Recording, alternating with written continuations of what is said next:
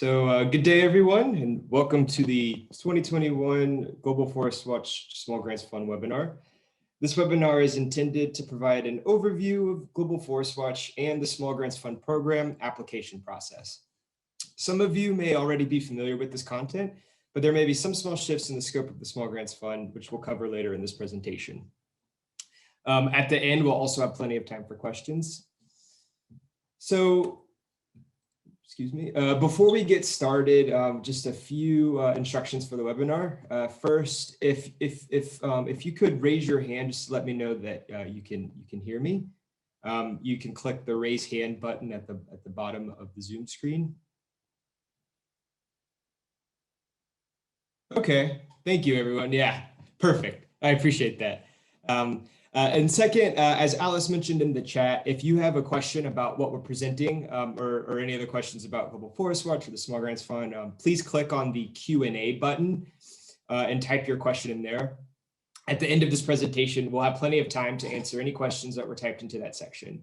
If you're also having technical difficulties, please communicate directly with us through the Q&A button as well.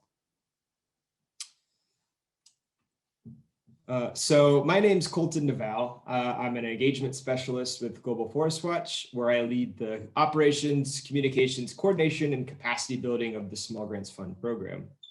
I'm joined by my colleague, Alice.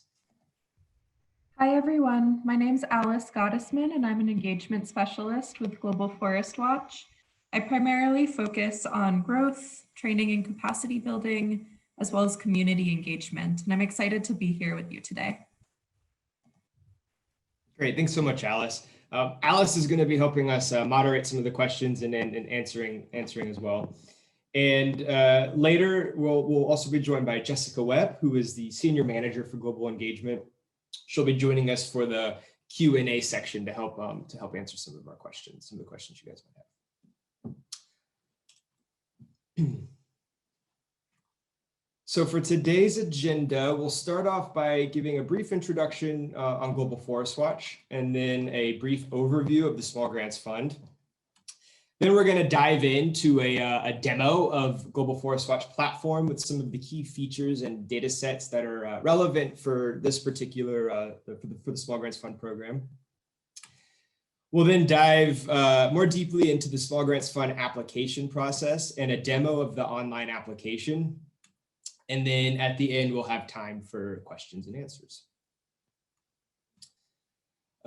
So GFW, for those of you who don't know, it's a free online forest monitoring system, and it includes a variety of online tools and features that are freely available, including hundreds of data sets that can help you monitor and contextualize forest change in your areas of interest. Some of the key data sets that we feature include our annual tree cover loss data, weekly deforestation alerts, and our daily fire alerts. We believe that transparency and accessibility to data are key for better forest monitoring.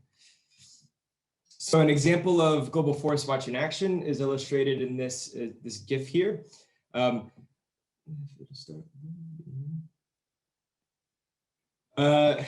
So typically what you would start seeing here would be pink pixels populating the screen. I'm not sure why they're not working here, but basically what it shows, the pink pixels are GLAD deforestation alerts, and it illustrates a new logging road that begins punching into a national park buffer zone in Peru. Apologies for the issue here with the GIF not loading, but we'll see some more of this later in the demo. One other thing to mention is that Global Forest Watch is housed at the World Resources Institute, but we like to emphasize that GFW is a global partnership of nearly 200 tech and data providers and users, including governments, journalists, researchers, civil society organizations, communities, and former Small Grants Fund recipients and tech fellows. So the Small Grants Fund was established in recognition that many of the frontline forest defenders, such as communities, indigenous groups, civil society organizations, and NGOs, do not necessarily have the financial or technical capacity to conduct forest monitoring or even to build a forest monitoring system. As such, the objective of the Small Grants Fund is to build the capacity of these groups to effectively use the tools and data on GFW to curb deforestation. Successful projects for the Small Grants Fund translate forest monitoring information into action, applying GFW to overcome challenges in protecting the world's forests. We award small grants of between 10,000 to 40,000 USD. And the projects typically run about a year. So for the 2021 projects, they'll run from August 2021 through July 2022. And we typically award between 10 to 12 projects per year, depending on the project budgets. So in addition to the financial benefits I just mentioned, there are some technical benefits as well. These include trainings and technical assistance by GFW staff, and it's provided throughout the grantee's project cycle. And then you also become a part of the network of organizations and receive benefits that extend beyond the lifetime of the grant, which include membership in the GFW partnership, opportunities to connect with like-minded groups through GFW events and online forums, participation in Global Forest Watch trainings and webinars, and opportunities to test new GFW features and applications. Your work will also be highlighted across our newsletters, blogs, and social media content. I do want to say that due to data availability and donor restrictions, we do have some geographic eligibility. So for each region here, Latin America, Africa, and Asia, these are the countries where eligible countries for projects for this year's Small Grants Fund. I will mention that you don't necessarily need to be your organization doesn't need to be registered in these countries, so long as the project itself is taking place in one of these geographic countries. I'll pause on this just for a moment.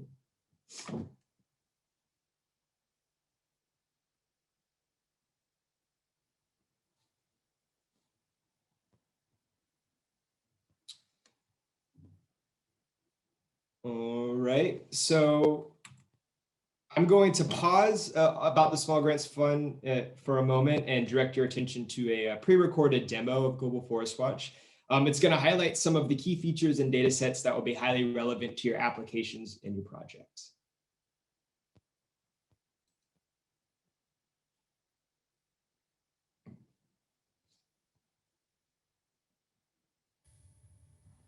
This tutorial will demo the key features of Global Forest Watch's map and dashboards, which are commonly used to identify where forest change is occurring, investigate that change with informative data and satellite imagery, and identify trends over time.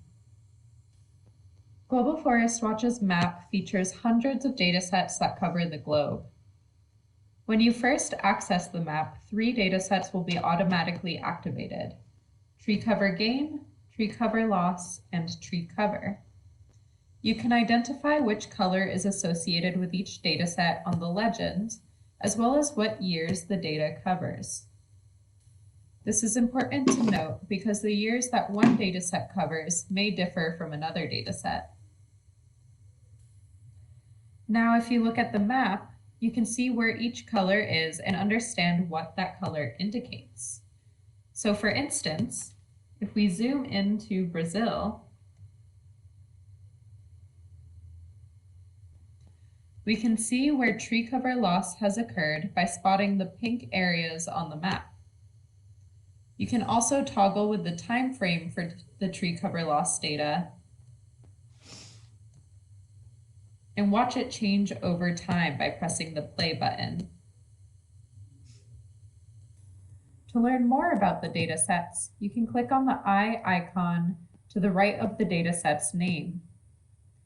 Here you'll find more information about the coverage, source, cautions, and more. From these characters, you can also toggle with the data layer's opacity, making it more or less transparent, or remove a data layer from the map view. Some other functions on the map include the ability to only show the map, to share or embed your map view, or to take a tour of the map and learn how particular features work.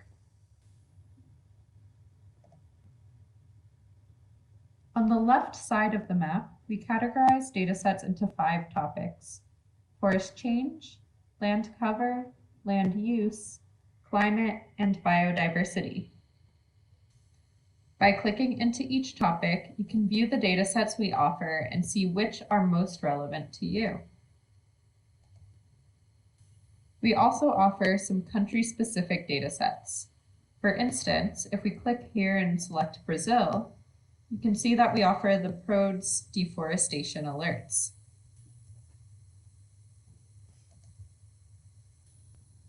The search tool on the bottom of the left side menu is also really useful for quickly finding an area, location, or dataset on the map.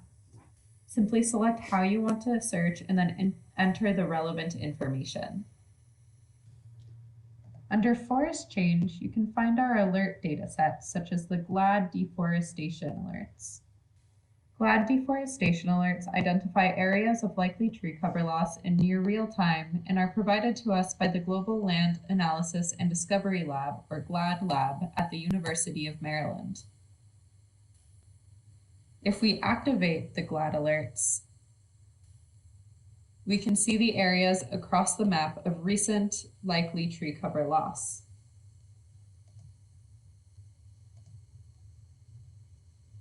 We can also compare where they are located with our other datasets, such as land cover datasets like primary forests or intact forest landscapes, as well as land use datasets such as concessions data and protected areas. For now, I'll activate the protected areas dataset.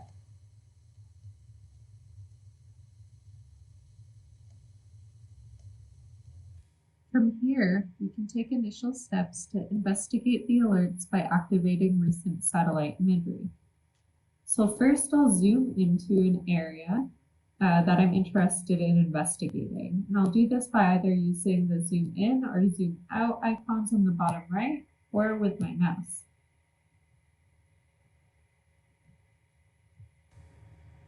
Now I can click the recent satellite imagery tool.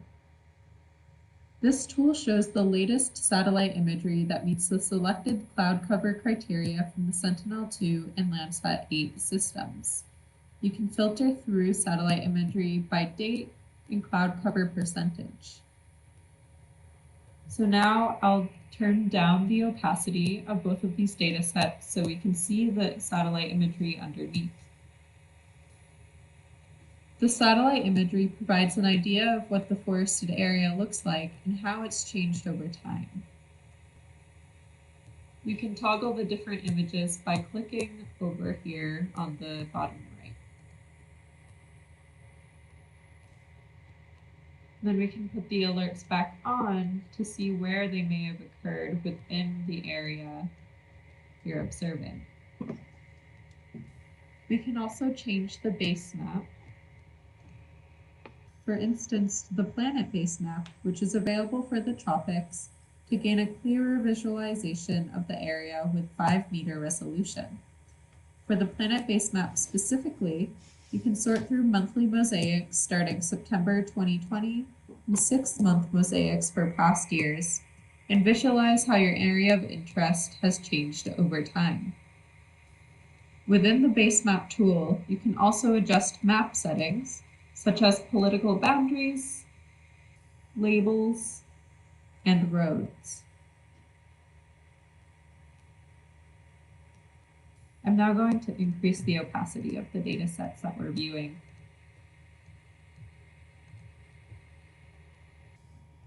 To demonstrate the analysis function on the map, I'm first going to remove the deforestation alerts and activate the tree cover loss data. You can analyze deforestation alerts, but right now I am preferring to analyze tree cover loss data. I'll now click the Analysis tab on the legend. From here, you can first choose the map's boundaries. There are then 3 approaches to analyzing data on the map. Let's start with drawing a shape. To draw a shape, you can easily place dots and connect them on the map like so.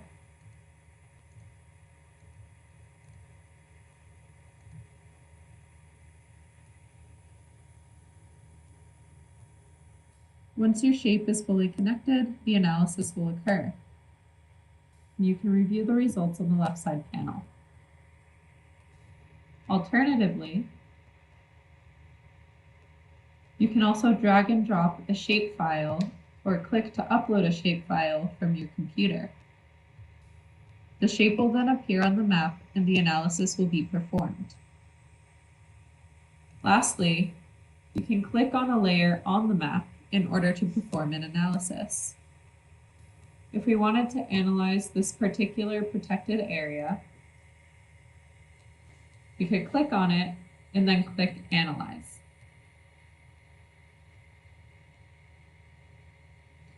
Similarly, the analysis will be performed and results can be reviewed on the left side panel. Once your analysis is complete, you'll have an option to save the area to your MyGFW account. If I click here, I can enter any relevant information or tags for the area, as well as select what kind of subscription notifications I might want to receive. This includes email notifications when fire alerts occur, when forest change alerts occur, as well as a monthly summary of what occurs in that area. You can also select which language you would like to receive this email in. Once complete, you can click Save. And the area will now be available in the My GFW tab on the map. You will also be able to explore the information relevant to this area further on a dashboard. As you can see, the dashboard offers the ability to view clear visualizations of the data in the custom area. You can easily manage the data that you view by clicking into the settings icon on the top right corner of each widget. You can also download statistics generated from the data by clicking the button associated with the widget you'd like to download it from. Lastly, you can also share individual widgets or embed them on a site, as well as the full dashboard.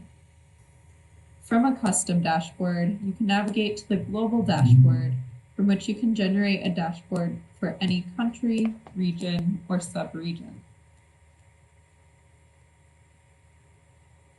To learn more about how to use GFW's map and dashboard, as well as its other tools, you can access the Help Center. The Help Center offers up-to-date tutorials, FAQs, and other training information designed to guide you through our tools and data.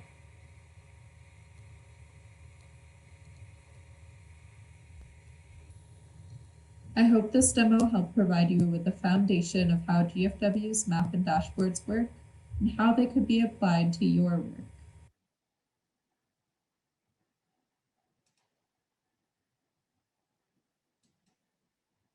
Okay, great. So now that we've had that demo, I wanted to kind of show a few examples of how Global Forest Watch data and features look from the perspective of some of our former grantees and current grantees as well. So here we have Reporter Brazil. Reporter Brazil uses data on Global Forest Watch to demarcate indigenous lands and actively monitor any instances of fire and deforestation alerts that populate within those boundaries. They then create a series of data visualizations, conduct interviews with indigenous groups, and publish stories highlighting the struggles against extractive industries on their lands.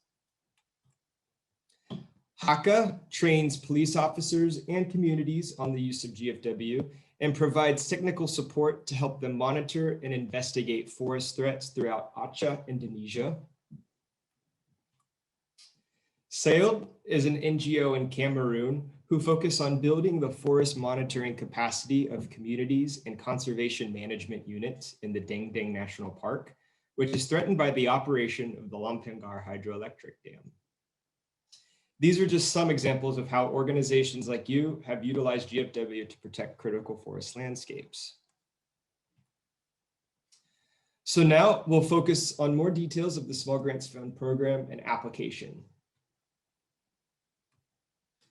So we do have some organizational and geographic requirements, as I mentioned earlier in the presentation. These are also detailed in our guidelines for applicants. But in terms of the organizational requirements, I will say that the applications are only open to organizations that are legally constituted as nonprofit and non-governmental. There are also a host of other organizational requirements, but the main one is just ensuring that the organization that applying is non-governmental and nonprofit. So for this year's Small Grants Fund, we're taking a little bit of a different approach and organizing it around 3 key themes. So the first will be familiar to many of you who have applied before. This one is our forest protection theme. Projects in this theme are those that seek to conduct rapid response actions to deforestation using the early warning systems featured on GFW. This would primarily be the GLAD alerts, the VEERS active fire alerts, and the new RAD radar-based deforestation alerts, which are available for select countries. The next theme is forests and agriculture. Projects in this theme explicitly focus on supporting deforestation-free supply chains by using GFW to monitor and manage the boundaries of commodity-producing areas. Finally, in forest policy, projects in this theme will seek to monitor compliance with global sustainability platforms, certification standards, or national and international environmental commitments related to forests. So for example, we've had a former grantee here use GFW to monitor RED+ areas in Mexico and ensure compliance. Within each of these themes, you have flexibility in terms of your project proposals. We also recognize that some of these projects will be cross-cutting as well. When applying, please be sure to focus on what your overall goal of the project will be in terms of matching it to the relevant project theme. So in terms of the application process this year, we are accepting applications now through March 1st, and March 1st is the absolute deadline to submit your applications. We typically go through a 3-stage review process between March and May. This includes an initial review, an internal review, and a committee review before we make final selections. That preliminary selection and interview process happens between May and June, with grantees being notified during this time range if they've been considered as a finalist. And again, I want to mention that we'll be selecting approximately 10 to 12 projects, depending on the budgets for the accepted projects. I want to take just a quick moment to let all of you know that all of this information I've covered in this presentation can be found on our webpage, specifically within the guidelines for applicants and the FAQ. This PowerPoint will also be made available to all of you. It includes a link to the various resources that you will need to review as you complete your applications. So now I get a lot of questions each year about the online application system. So I wanted to take a quick moment to kind of review the Grants and Fellowships website as well as the online application. So I'm going to navigate us over to the Grants and Fellowships webpage. So as you can see here, we're under the Apply tab of the Grants and Fellowships webpage. If you scroll, you'll see some information about the Small Grants Fund and some important links, including links to the guidelines for applicants, our Small Grants Fund FAQ. Once this webinar is complete, we will update this link to include a recording of this presentation for your reference. And then you can click Apply Now right here to be directed to our online application system. Before I go there, I just also wanted to note that clicking on these different tabs will show you more about our past projects, current and past projects, a little bit more about our grant and award programs, including the Small Grants Fund and Tech Fellowship. And then again, back to this Apply tab, which is where you'll be able to access the online application. So when you click this link, it will direct you here. This is the landing page for the online Small Grants Fund application. If you are a previous applicant, you can just use your previous login information here. Alternatively, if you haven't created an account before, you're going to need to register.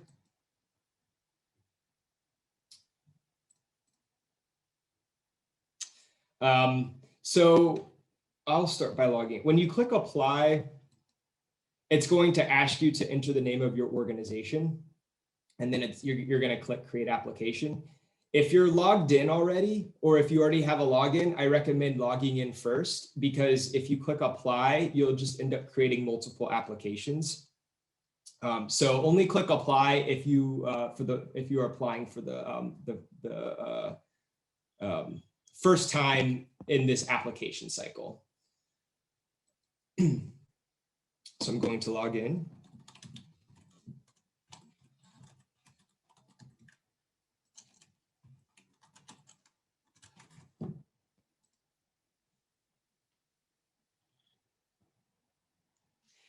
So as you can see here, I have a variety of test applications, but when you log in, it should direct you immediately to all the applications you have filled out. I'm going to click into this one here.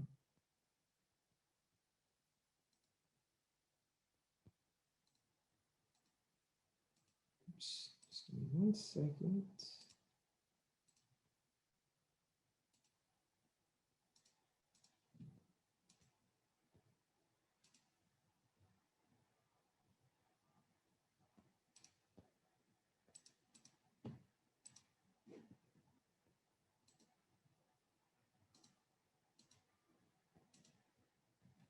All right, we're starting fresh. So this will be the kind of task application. Once you've created your application, this will be the kind of application landing page that you see. You can see up here that you have some designated tasks, including required tasks and optional tasks.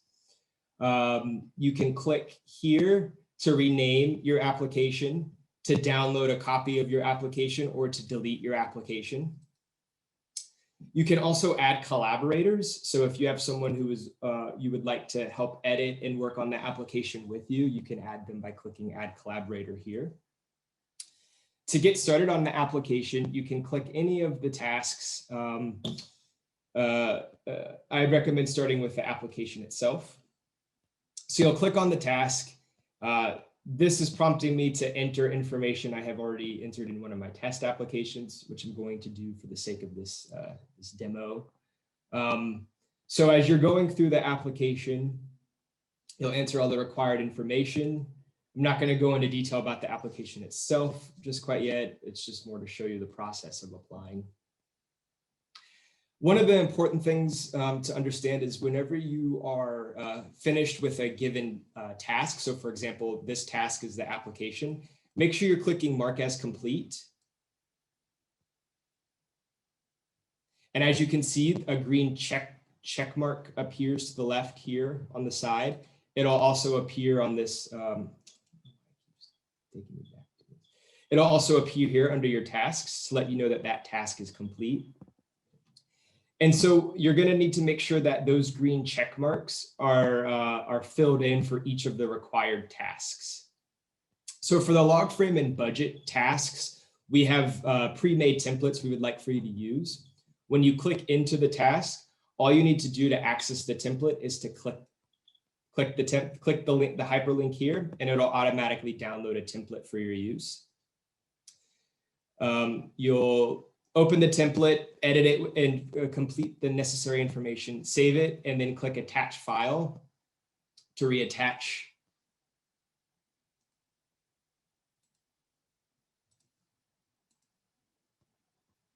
And then again, you'll click mark as complete.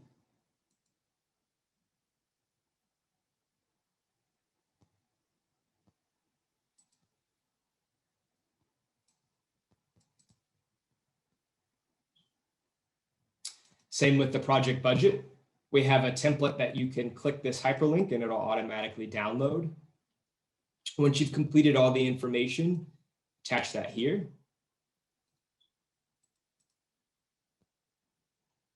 Mark as complete.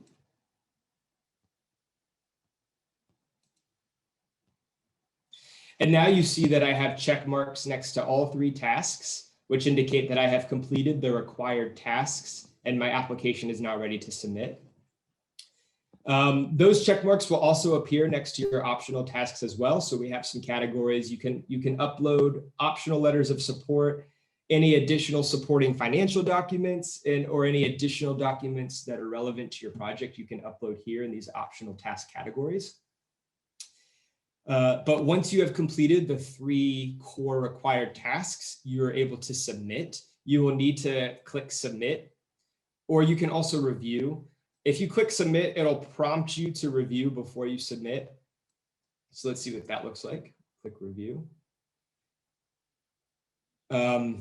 You'll get a nice overview of all of the materials you've uploaded. So here you can see my application. You can see the budget template that I uploaded. You can also see the log frame template that I uploaded.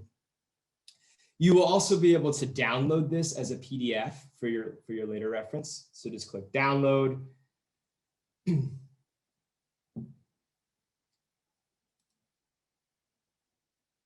And then it'll download as a PDF.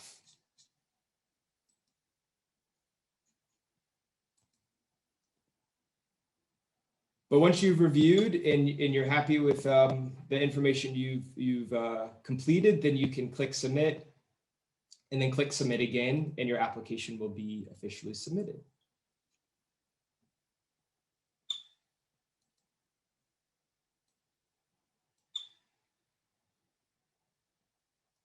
The important thing here to remember is just making sure that you're clicking mark as complete for each given task. I just want to reiterate that because I know some folks have had issues in the past with completing all of the necessary tasks, but then not being able to submit the application. And largely it's just because of the interface of our online application. It requires you to kind of to click a few buttons before it'll allow you to submit or register that it's been submitted. So that in mind, I will return back to our presentation.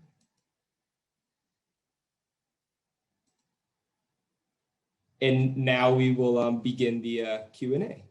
So I want to quickly thank you all for your time, and we appreciate you all joining us for this webinar.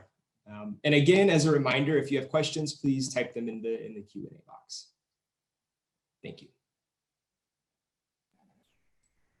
Great, thanks so much, Colton. So I'll be moderating the Q&A, and as Colton said, if you have any questions, please enter them through the Q&A box, and if we don't get to them, you can reach out to gfwfund@wri.org, which is on the screen here, with your question if we're unable to answer it at this time. So to start off, we've been getting a lot of questions about geographic eligibility, such as why certain countries aren't listed on the eligible countries list, as well as whether projects need to be focused on a single country or whether they can be international in scope. So I'd like to pass that question over to Colton. Sure. Let me quickly navigate back to that geographic eligibility slide here. Oops, bear with me, folks. There we are. So we get questions like this every year. Unfortunately, while we would love to be able to provide funding for all countries around the world, as we understand that we need to protect forests, and each country faces very many different forest threats. However, unfortunately, due to our core geographic coverage through our data, as well as our donors' restrictions on what countries we can fund, we can only, for this year, we can only fund countries within each region that are presented here and in the guidelines for applicants. So regarding the question about whether projects can focus on one country or can be international in focus, we definitely welcome proposals that include a focus on one country or multiple countries or an international focus. We've had projects that focus in one specific region, one specific area within a country, and then we've had projects that focus on multiple countries and more regional approaches, such as in the Amazon basin. Great, thanks so much, Colton. So the next question we've got is whether GFW and the mapping platform can already be used for free with or without receiving the grant. And the answer is yes. You can access it by going to globalforestwatch.org. And on the top menu, you'll see a link to map as well as dashboard and more information on the different tools and data we provide. So yes, you can already use Global Forest Watch tools and data without receiving the grant. And I can send the link to Global Forest Watch in the chat in a few moments. So the next question, which I'll pass over to Colton, is about eligibility of different kinds of companies or organizations. So for instance, are for-profit organizations able to apply, as well as media organizations? Yes, great question. So unfortunately for the Small Grants Fund, in order for us to subgrant to an organization, the organization must be both nonprofit and non-governmental. That is due to the World Resources Institute internal subgranting policies. So unfortunately, we have no wiggle room in terms of providing funding to for-profit companies. Regarding the question on media organizations, we have funded media organizations in the past, and we have some current recipients who are media organizations.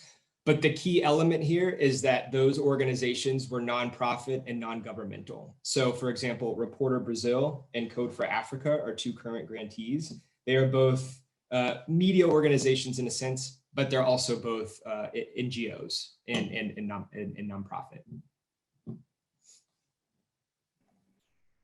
Thanks, Colton. So the next question is about how many applications one organization can submit for the program. So can one organization submit 2 applications or more than 2, or is it limited to just 1? Yeah, great question. So there are no limitations. You can submit as many applications as you'd like. I do want to draw a distinction between kind of submitting multiple applications and then again, just like creating multiple applications because of that apply link. So just make sure that if you're submitting more than one application, that you're using the like just directing to that login on the SurveyMonkey apply page. Don't keep clicking apply because it'll just create multiple applications. Thank you.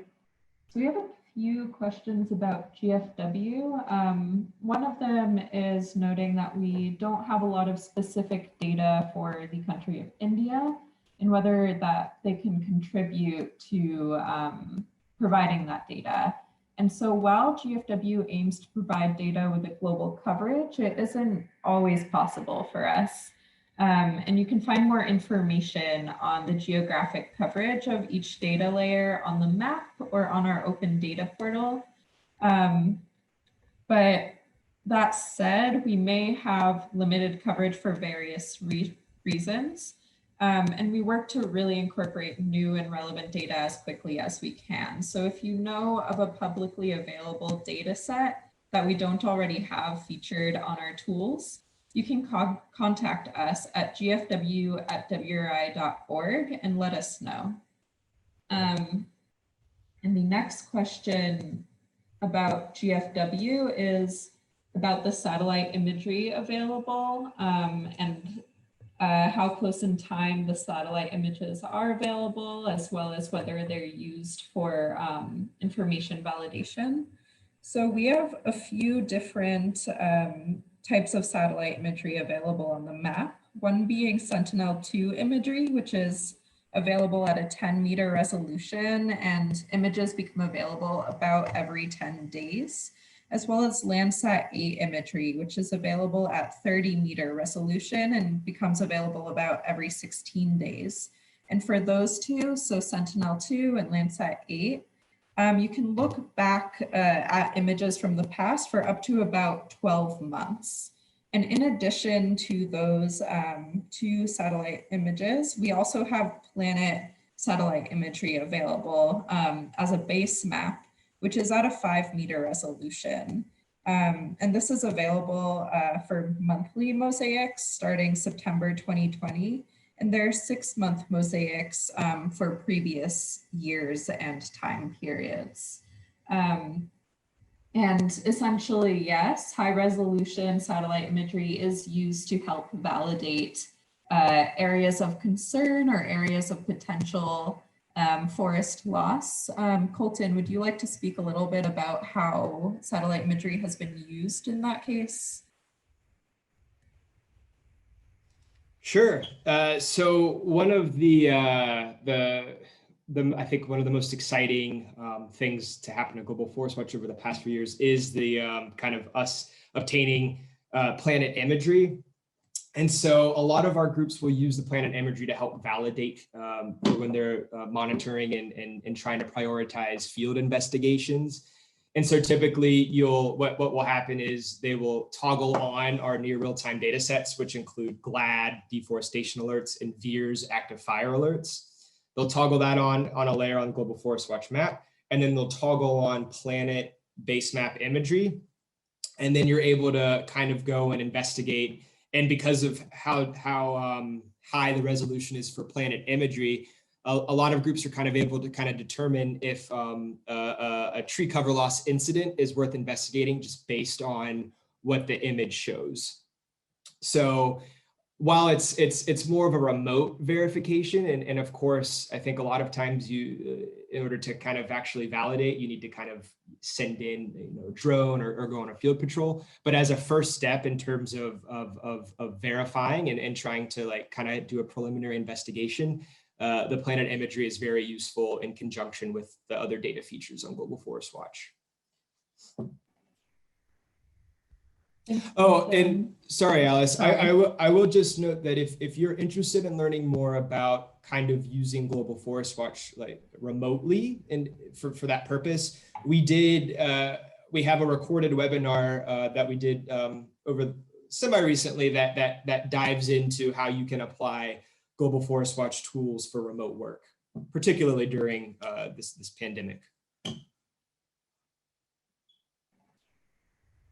Thanks, Colton. And I just want to reiterate to all of you that this webinar is being recorded and will be shared with you along with a copy of the presentation in the next few business days. So keep an eye out for an email with those links. And I see Jessica Webb has joined us. Jessica, would you want to quickly introduce yourself? Sure. Hi, everyone. Good morning. Good afternoon. My name is Jessica Webb. I'm a senior engagement manager with Global Forest Watch and very happy to be here. I may jump in and answer some questions as well. So thanks all for joining.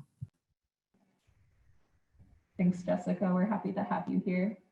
So the next question is whether groups can apply as a consortium. So for instance, if there's one organization based in the UK and then one in, let's say, the DRC or another country, can they apply together?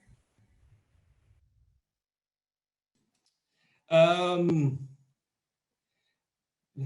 me think of how to answer this. So yes, but we would need one of those organizations, the one that is legally designated as nonprofit and non-governmental, to be the prime organization that we subgrant to.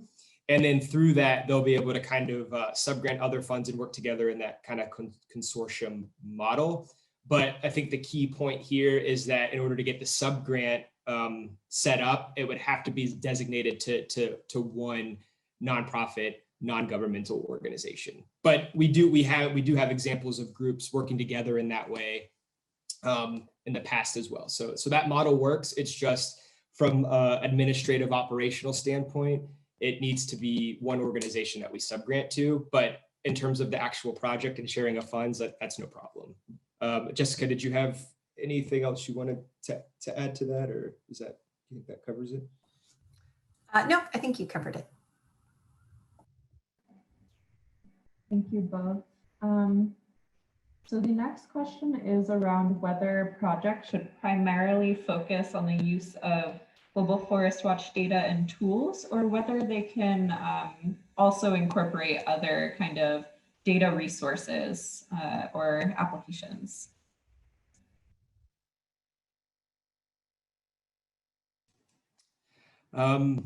Yeah, I'll take that one too. And Jessica, feel free to hop in.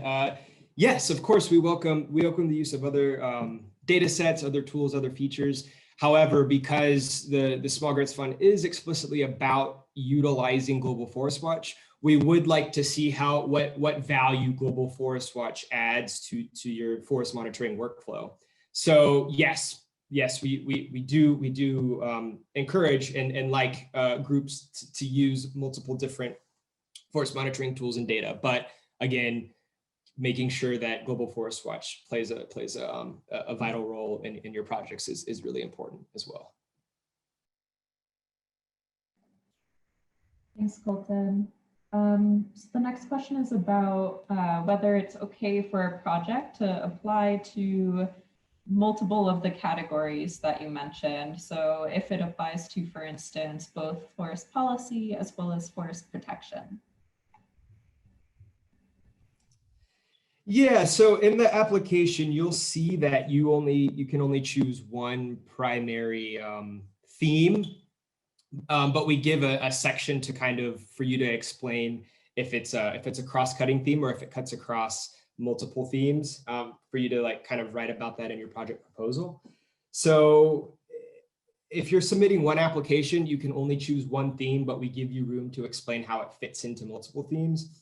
If you have two separate projects in mind, you can also submit two applications. So if you want to do forest protection and have an overall project goal that focuses specifically on that theme, you can submit an application for that. And then if you have an overall goal that fits directly into the forest policy theme, you could submit a separate application for that as well. But if you just wanted to submit one application, align the goal of your project with the theme, and then you can explain how it fits in with the secondary theme as well. So kind of two options there, depending on what your project goal is. Thank you, Colton.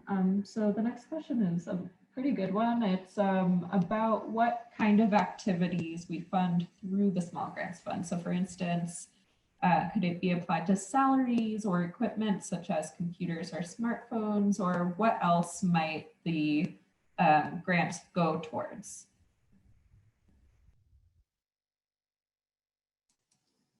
Yeah, so you'll see in the when you're applying and you get to that budget task that I showed earlier, you'll see in the template that we already have predetermined categories for you to choose and insert funds for. Project funds, we give grantees a pretty wide degree of flexibility in terms of how you choose to spend funds for your project. It can be anything from purchasing equipment such as computers and smartphones, to paying a contractor, to paying for salaries, to paying for communications materials if you're organizing different events or different trainings, supplies and materials for that, per diems and travel. It just depends on what the goal of your project is. And all we ask is that whenever you're listing out your different budget categories in the budget, that you just explain how that funding and how that money will contribute to your project activities. So I know it's kind of a vague answer. There's a wide degree of flexibility in anything. For finalists, we work with you to kind of refine your budgets too. So anything that kind of comes up in that review process, we'll be able to flag for you. But just note that there's a wide degree of flexibility in terms of how you can spend your project funds. Jessica, did you have anything to add there? Yeah, I just wanted to add that there is a limit on general and administrative or like overhead expenses of 10%. But that information is also included in the budget template, so that should be clear to you. Thank you both. So speaking of budgets, the next question is in the eligibility criteria, it says that applicants must have more than 50,000 US dollars in their annual budget. So what happens if the organization doesn't have that annual budget? Can they still be considered if they can clearly demonstrate how GFW tools and data can help their work? Yeah, so that's a bit of a tricky question. So we set up that budget limitation because internal World Resources Institute policies, when you're selected as a grantee, there's a whole kind of risk assessment, organizational review that happens, and that is something that's required by our core grants and contracts team. And so one of the limitations of subgranting is ensuring that a grantee's operational budget is not at half of what they're requesting. So for example, if your organization has an operational budget of $50,000 a year and you're applying for a $40,000 grant, and chances are that our grants and contracts team will not be able to approve of funding because of financial risk to the institute. So that's kind of why we've set this sort of barrier. However, I want to add a however here because there are some cases where if all else is sound, and so say if you do an audit or you have financial policies and like organizational, like operational guidelines in place, that our grants and contracts team will approve of you being funded. So the 50,000 limit is kind of a metric to help us understand how successful you'll be able to be in terms of getting approval from our grants and contracts team. I don't want that to prevent you from applying, because if you have strong administrative operational policies in place, that could be enough to kind of tip the scales in your favor. And we, again, part of the core requirement of the Small Grants Fund is to build capacity. So to a certain extent, it does become a case-by-case basis, but as a general rule, that is why we kind of have that sort of eligibility guideline listed in the subgrant, because we've been in situations before where we've been really excited about funding a low capacity organization, only to have our core grants and contracts team just say like, look, their operational budget isn't enough and we won't be able to fund them. So that's just kind of like a preventative measure, but we of course welcome your application and we'll consider all sorts of different criteria when we review. Thanks, Colton. So we have a few more questions before we end the webinar. One of them is about what the difference between PRODES and GLAD alerts are, as well as potentially differentiating other alert systems. Jessica, would you want to take that question? Sure, happy to. I'll say first that there are, well over 200 data sets on Global Forest Watch. So there's a lot of information, and for each one of the data sets that we have, which you will have seen in the demonstration that Alice provided earlier about the platform, there's a little eye icon or information bubble, which has more information about all of those data sets in terms of resolution, where they come from, geographic coverage, frequency updated, and some limitations to take into account. So between PRODES and GLAD specifically, I think that a couple important things to know are that PRODES is a data set developed by the Brazilian government. So it's specific to Brazil. It covers the legal Amazon.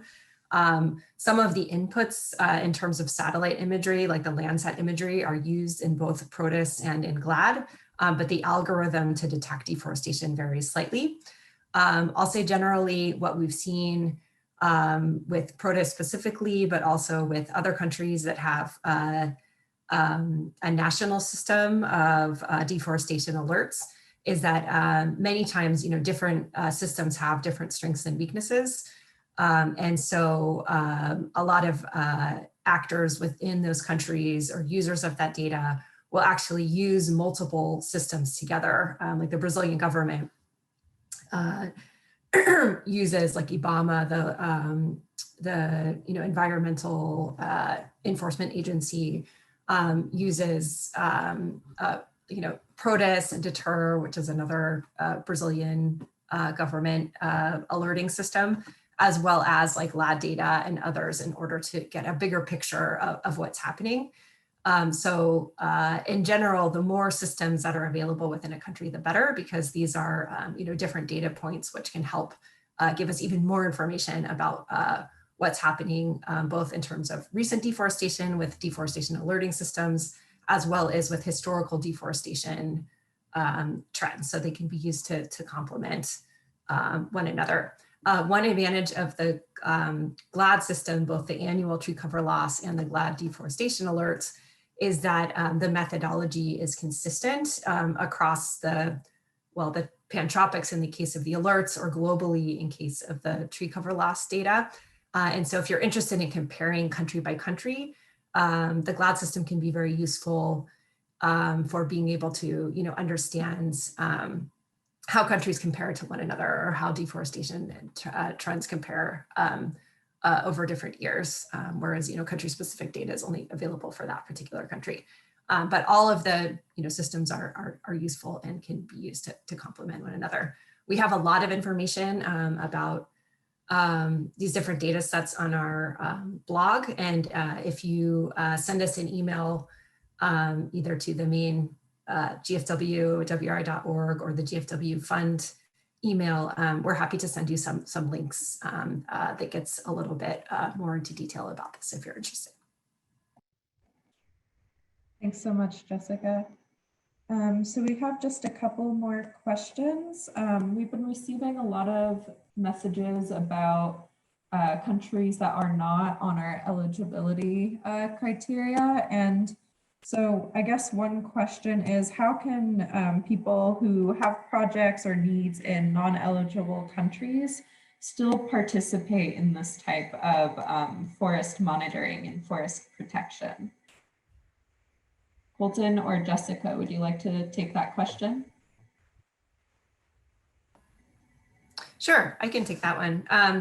Yeah, so Global Forest Watch, excuse me, the online platform, globalforestwatch.org, as well as the other tools that Global Forest Watch offers, like the Forest Watcher mobile application for field monitoring, the Map Builder tool, which allows you to build essentially like your own Global Forest Watch, featuring your own data alongside data that's available through the Global Forest Watch platform.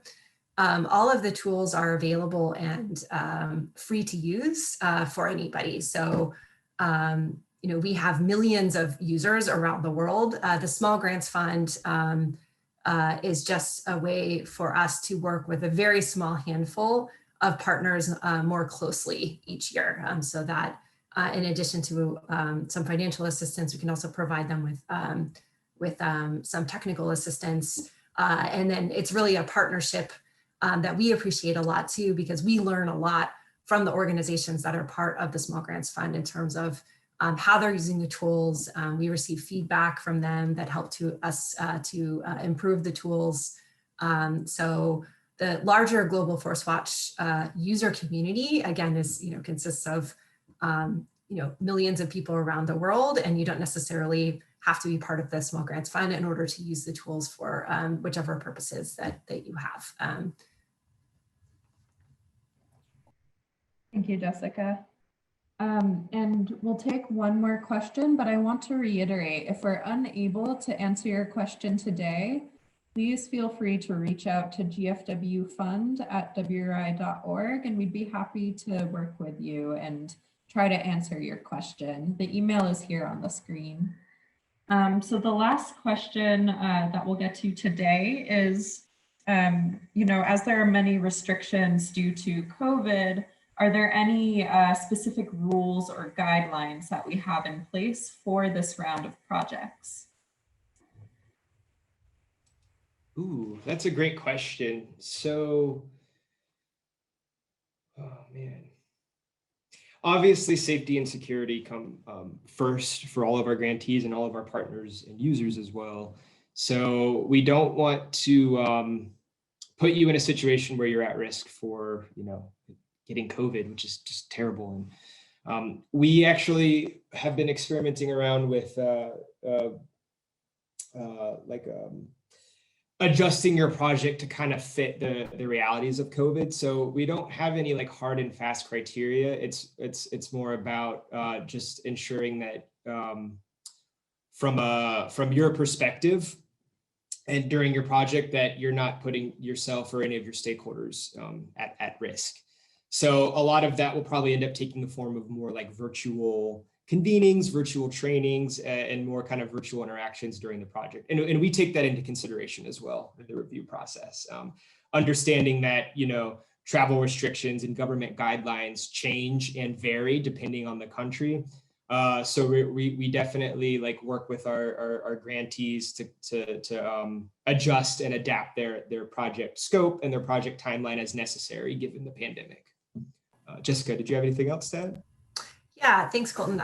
Just building off of what you said, I think too, given that this is the first year we're doing the Small Grants Fund, like going into the, a pandemic situation, and we all know about a lot of the uncertainty in terms of how, travel restrictions change and, cases surge and then go down, and it's unclear with vaccinations, right? What's going to happen this year? Lots of question marks.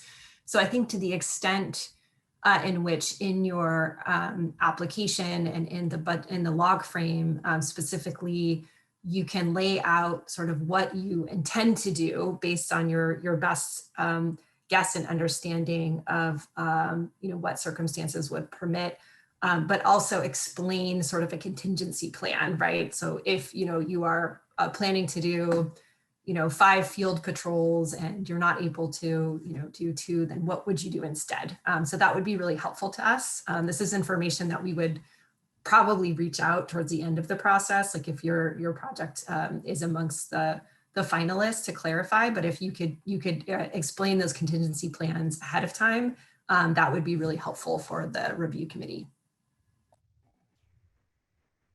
Great, thank you both so much. And thank you all for joining. We really appreciate you taking the time to join us and learn more about the Small Grants Fund as well as Global Forest Watch. Again, if we weren't able to get to your question, you can reach out to our team at gfwfund@wri.org. We'd be happy to correspond with you. Have a great morning, afternoon, or evening, depending on where you are.